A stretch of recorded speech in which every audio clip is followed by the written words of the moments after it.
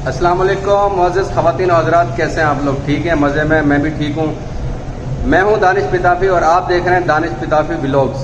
तो मोअज़्ज़ज़ ख़वातीन और हज़रात, आज का व्लॉग स्टार्ट करते हैं। और जिस जगह आज मैं जाने वाला हूँ वो आप देख के इंशाल्लाह आपको अच्छा सरप्राइज़ मिलेगा, क्योंकि हमारे अक्सर व्यूअर ऐसे हैं जो इस चीज़ का बहुत ज़्यादा शौक़ रखते हैं। तो मैं वहाँ पहुँचता हूँ और वहाँ पहुँच के आपको दिखाता हूँ कि मैंने आज किस चीज़ का व्लॉग स्टार्ट करना था।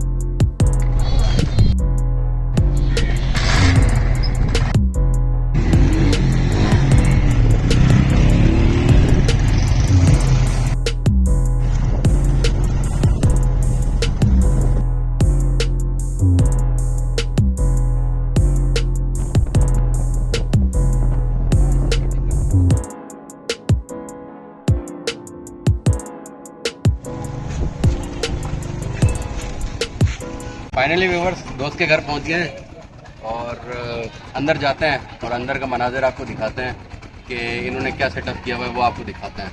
चलें। फाइनली व्यूअर्स मैं जो है वो अपने दोस्त के पास पहुंच चुका हूं, जिनका मैंने आपको बताया था, जिनसे मुलाकात है। उन्होंने जो है वो छोटा सा सेटअप किया है। सेटअप मैं आपको चल के दिखाता हूँ किस तरीके का उन्होंने सेटअप किया है, बकाया जो है वो दिखाते हैं आपको। अस्सलाम वालेकुम रहमान भाई। वालेकुम अस्सलाम।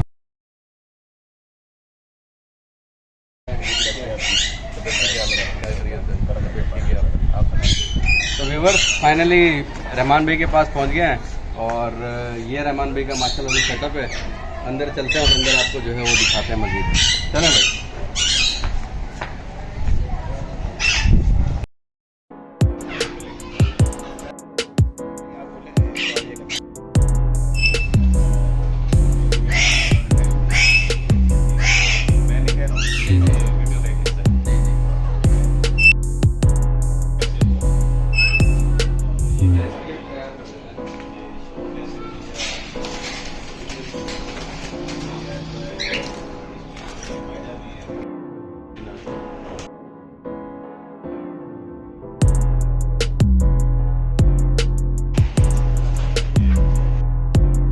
फाइनली व्यूअर्स रहमान भाई के पास पहुंच चुके हैं और कुछ सवालात आपके दिमाग में भी होंगे, कुछ सवालात जो है वो हमारे दिमाग में भी हैं, जो इस मुतालिक जो है वो रहमान भाई से हमने पूछना है।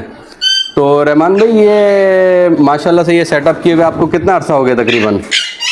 ये सबसे पहले भाई मैं दानिश भाई का बहुत शुक्रिया अदा करता हूँ कि इन्होंने अपना कीमती टाइम निकाला, हमारे पास तशरीफ़ लाए, हमें बड़ी खुशी हुई। और शायद लाइफ में पहली दफ़ा मैं कैमरे के सामने आ रहा हूँ ना। शौक़ तो तकरीबन 7-8 साल से है मुझे, ठीक है। लेकिन उससे पहले मैंने कॉकटेल, लव बर्ड और फिंचेस, इस तरह छोटे बर्ड बहुत सारे रखे हुए थे ना। ठीक है। तो लेकिन अल्हम्दुलिल्लाह फिर उसमें थोड़े से ये हम अलेक्जेंडर की तरफ आए हैं, जिसको हमारे पाकिस्तान में पहाड़ी तोता कहते हैं। ठीक है। या रात तोता भी कहते हैं। ठीक है। तो अल्हम्दुलिल्लाह इसके कोई 10 से 15 पेयर मैंने सेट किए हुए हैं। तो ये तकरीबन 2 साल हो गए ना इसमें। अच्छा। हाँ। तो इस वक्त आपके पास इसमें से जो आपने ये नस्ल रखी हुई है, ये किस किस्म की नस्ल है, ये क्या कहलाती है? ये दानिश भाई जैसे अर्ज किए ना, इसको हमारे यहाँ तो पहाड़ी तोता या रात तोता कह देते हैं ना। अच्छा। तो इसका नाम है अलेक्जेंड्राइन पैरेट, कोई अलेक्जेंडर पैरेट कह देता है। ये अलेक्जेंडर बादशाह गुजरा है, उसके नाम से इस तोते का नाम रखा गया, क्योंकि सुना है कि उस बादशाह को ये तोते रखने का बहुत शौक था। अच्छा। वो रखते थे, बस उसी के नाम से इसका नाम पड़ गया है ना। ठीक हो गया जी। अच्छा सर, आपके पास हम अब आते हैं दूसरे सवाल की तरफ। तो ये बताएं सर, ये आप सेल परचेज भी करते हैं या सिर्फ अपना शौक आपने ये जो है वो किया हुआ है, शौक के लिए रखे हैं आपने? दानिश भाई, परिंदों का सबसे पहले तो शौक होना चाहिए ना। ठीक है। मैं जो नए फैंसियर आते हैं, मैं तो यही कहूँगा कि अगर आपको शौक नहीं है किसी चीज़ में, चाहे वो परिंदा है, कोई जानवर है, बकरी वगैरह, तो आप उसकी अच्छे तरीके से केयर नहीं कर सकते। बिल्कुल सर। तो इसका शौक होना ज़रूरी है। तो शौक के साथ साथ फिर ये एक बिज़नेस भी है, एक सिर्फ पाकिस्तान में नहीं, इंटरनेशनल बहुत कह लो कि एक बड़ी मंडी है इसकी। बिल्कुल बिल्कुल। जिसमें जो है ना अच्छी खासी इसकी सेल परचेज है। फिर ये परिंदा ऐसा है कि इसके तो घरों में बहुत शौकीन है। बिल्कुल। आप ये समझ लें कि आपके इस बर्ड का जो चिक सेल होता है तो हर घर इसका परचेजर है। रहमान भाई आपसे एक और सवाल पूछते हैं। वो सवाल ये है सर कि अगर सर्दी में और गर्मी में तो आप इनकी केयर किस तरीके से करते हैं, किस तरीके से केयर की जाती है इनकी? दानिश भाई ये बहुत अच्छा सवाल है कि बाद लोग खाली एक पिंजरा लेके ना उसमें एक जोड़ा रख दिया। जी जी। तो अगर उसकी सीज़न के हिसाब से केयर नहीं होगी तो वो जोड़ा आपको प्रॉपर रिजल्ट देता नहीं है ना। बिल्कुल बिल्कुल सर। तो आप ये पूरा शेड इनको दिखाइएगा वीडियो में जी जी। कि मेरे पेयर बाई पेयर अलग केज हैं सारे। ठीक है। उसके बाद ये मास्टर केज का मकसद ये होता है कि आप भले थोड़ा सा कैमरा घुमाएंगे ना वो तोता आपको नज़र आएगा निकला हुआ बाहर। जी जी। तो ये अपने केज से ना बाहर निकला हुआ है। ठीक है। तो अब मैं इसको क्या करूँगा कि पकड़ के दोबारा इसके केज में डालूंगा ना। ठीक हो गया जी। तो अगर आपका ये मास्टर केज ना हो तो ये तोता उड़ जाए, ये एक नुकसान है। बिल्कुल सर बिल्कुल। तो अच्छा, जब सर्दी होती है तो हम इसको बिल्कुल बाहर से छापर लगा के पैक कर देते हैं ताकि अंदर से ठंडी हवा ना आए। बिल्कुल। और गर्मियों में इसी तरह खुला होता है। ये बेहतरीन हवा का तरास है। और ये ओपन शेड में परिंदा बेहतर लगता है कि इसमें इसको धूप भी लगनी चाहिए, हवा भी लगनी चाहिए, बेहतर फील करता है उसमें, बेहतर फील करता है। ठीक हो गया जी। अच्छा सर, दूसरा एक और सवाल आपसे पूछते हैं। वो सर सवाल ये है कि जब इनके बच्चे छोटे बच्चे होते हैं तो उनको आप ब्रीड किस तरीके से करवाते हैं? इसका एक ब्रीडिंग सीज़न है। अच्छा। तो ब्रीडिंग सीज़न अपना कराची के हिसाब से नवंबर से जो है ना मई तक चलता है ना। ठीक हो गया। अप्रैल मई तक होता है। तो तकरीबन 5 से 6 महीने का ब्रीडिंग सीज़न होता है। उस सीज़न में ये जोड़े तकरीबन अप्रोक्सीमेटली 2 दफ़ा ब्रीड करते हैं। कोई जोड़ा 3 दफ़ा ब्रीड भी करता है और कोई 1 दफ़ा ब्रीड भी करता है ना। अक्सर हमने देखा है कि ब्रीड में लोग जो है वो सेरेलैक खिला रहे होते हैं तोतों को, तो ये कैसा होता है? देखें, ये तो तोते के साथ में एक जुल्म है। असल अच्छा। में इसकी अभी मेरे पास जो इस टाइम चिक्स हैं तकरीबन ये 5 से 6 महीने की उम्र है इनकी। ठीक है। तो आप साइज़ देखेंगे आपको लगेगा ये बड़े जोड़ों के बराबर के हैं ना ये। जी जी। तो उसकी वजह क्या है कि मैंने इस साल इनको सीटाकस फीड खिलाई है जो कि मेड इन स्पेन की है गलबन। ठीक है। और हमारे अक्सर फार्मर भाई केटी की फीड खिलाते हैं, वो भी बहुत अच्छी फीड है। अच्छा अच्छा। तो हम तो लोकल फीड भी इस डर से नहीं लेते कि हमारे पाकिस्तान में जिस तरह अच्छा काम करने वाले बहुत कम लोग हैं। ज़्यादातर मार्केटों में जो है ना हल्की 2 नंबर चीज़ मिलती है ना। बिल्कुल। तो हम इस डर से नहीं लेते कि इनको एक मुकम्मल न्यूट्रिशन ना मिले फीड में, इसलिए हम बाहर की फीड परचेज करते हैं और अल्हम्दुलिल्लाह बहुत अच्छा रिजल्ट होता है। इसलिए ये सेरेलैक जो है ना ये परिंदों के हिसाब से तो बिल्कुल भी हम कहते हैं कुछ भी नहीं है। बिल्कुल ठीक है। उन्होंने एक प्रॉपर उसमें सारे विटामिन का ख्याल रखा होता है कि किस किस विटामिन की इनको कैल्शियम की किस खुराक की इनको कितनी ज़रूरत है, उस हिसाब से उन्होंने फीड तैयार की होती है। बिल्कुल। तो वही फीड देनी चाहिए। अब सेरेलैक वगैरह जो खिलाते हैं उससे क्या होता है, तकरीबन 1 महीने का जब बच्चा होता है वो एक्सपायर हो जाता है।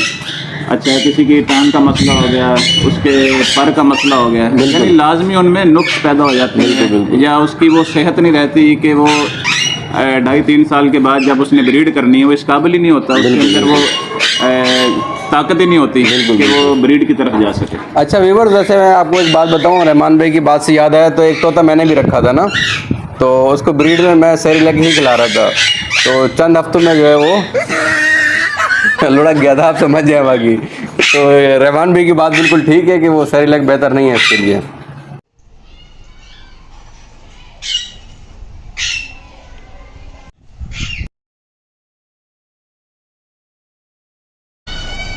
क्या ज़बरदस्त चाय बनी है यार। जी रहमान भाई, एक सवाल और आपसे करना था। वो सवाल ये है सर कि अगर हमारा जैसे हमारे व्यूवर्स हैं, हमारे दोस्त हैं, हमारे सब्सक्राइबर हैं, अगर वो कोई ये काम करना चाहता है, परिंदों का काम करना चाहता है, तोतों का काम स्टार्ट लेना चाहता है, तो उसके लिए आपकी क्या जो है वो सजेशन क्या है कि लेना चाहिए और किस तरीके से लेना चाहिए, वो ज़रा हमारे व्यूवर्स को बता दें। देखें दानिश भाई, इसमें पहले भी अपनी बात में मैंने ये बात जिक्र की थी कि सबसे पहले ना इसका शौक़ होना चाहिए। बिल्कुल सर, बिल्कुल ऐसे ही है। अगर शौक़ है और बंदा इसको बिज़नेस के हिसाब से रखना चाहता है तो उसमें भी ये नहीं कि अन्य वाह पहले पैसा इन्वेस्ट कर दिया। बिल्कुल सर, बिल्कुल। अब इसमें ये जो पेयर बड़ा आता है ये अच्छा पेयर है, 60 से 65 हज़ार का एक पेयर आता है ना। बिल्कुल जी। पहाड़ी तोते का 60 से 65 हज़ार रुपये 60 का। से 65 हज़ार का एक अच्छा पेयर जो कंफर्म ब्रीडर पेयर होता है। बिल्कुल। अच्छा, अब कम से कम ब्रीडिंग के लिए एक पेयर तो लिया नहीं जाता है, वो पता बिल्कुल। चले 1 साल ना चले, कोई रिजल्ट ना आए तो बंदा तो वो जो है ना उससे बदजन हो जाएगा कि यार ये तो कोई काम ही नहीं है। बिल्कुल जी। तो इसके लिए कम से कम 2-3 पेयर तो होने चाहिए। तो मेरी राय ये है कि इसमें एक रिंग नेक आता है जो हमारा सादा काठा तोता जिसको कहते हैं, उसका जो जोड़ा है वो भी अच्छा जोड़ा 10 से 12 हज़ार या 15 हज़ार की रेंज में आ जाता है। बिल्कुल जी। तो वो 2 से 3 पेयर रख लिए जाएँ। उसकी रिंग नेक की और ये पहाड़ी तोते की नफ्सियात तकरीबन सेम है। सही हो गया तो सर। वो उस पर अपना 1 साल 2 साल तजर्बा करें, उसके बाद अपना चाहे वो पहाड़ी तोता डालना चाहें डालते रहें, बिल्कुल सर। बिल्कुल यानी आगे बढ़ाते रहें काम को। बिल्कुल सर। तो मैं यही कहता हूँ कि पहले हल्के से सस्ते से स्टार्ट किया जाए। बिल्कुल ताकि सर, अगर बिल्कुल। कोई नुकसान होता है तो वो बर्दाश्त में हो जाए। वो, कम से कम उसकी बंदा उसको अफोर्ड कर सके। बिल्कुल।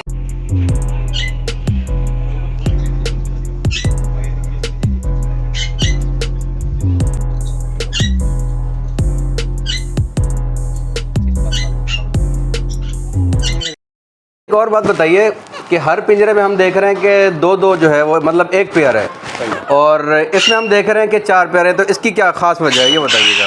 ये दानिश भाई, ये जो है ना सारे ये पेयर हैं, यानी मेल फीमेल पेयर लगा हुआ है ना। ठीक है जी। अच्छा, इन 2 खानों में ये जो नज़र आ रहे हैं ना, इसमें जी जी 4 पीस है, इसमें 3 है। जी जी। ये इनके बच्चे हैं। अच्छा, इनके बच्चे हैं। जी, इनके बच्चे हैं। ठीक है। तो ये मैंने इंशाल्लाह इनको तैयार कर रहा हूँ कि जब अपनी उम्र को पहुँचेंगे इनको पेयर लगाएंगे, जोड़े लगाएंगे। ठीक हो गया जी।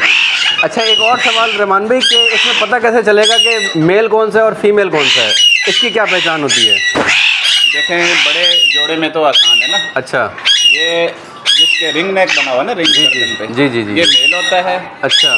और जिसके रिंग नहीं है वो फीमेल है। अच्छा, दूसरी बात ये बताएं कि ये रिंग जो है वो कौन सी उम्र में आ जाता है, कितने मंथ का होता है तो ये रिंग आना शुरू होता है? तकरीबन 1.5 साल की उम्र में जो है ना इसके रिंग बनता है नर के। अच्छा। मादा के नहीं बनता। अच्छा। अगर इससे पहले कोई जानना चाहे कि ये मेल है या फीमेल, तो उसका डीएनए टेस्ट है जो कि कोई 1000 रुपए के राउंड अबाउट हो जाता है एक बर्ड का डीएनए टेस्ट। तो टेस्ट कहाँ हमारे कराची में ही होता है या कराची से बाहर?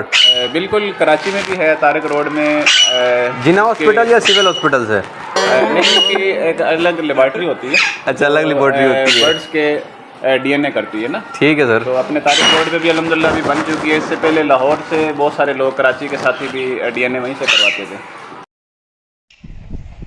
फाइनली व्यूवर्स, रहमान भाई की आपने गुफ्तगू सुनी और मेरे उल्टे फुटे टूटे फूटे सवाल भी आपने सुने। तो यहाँ करते हैं वीडियो का एंड।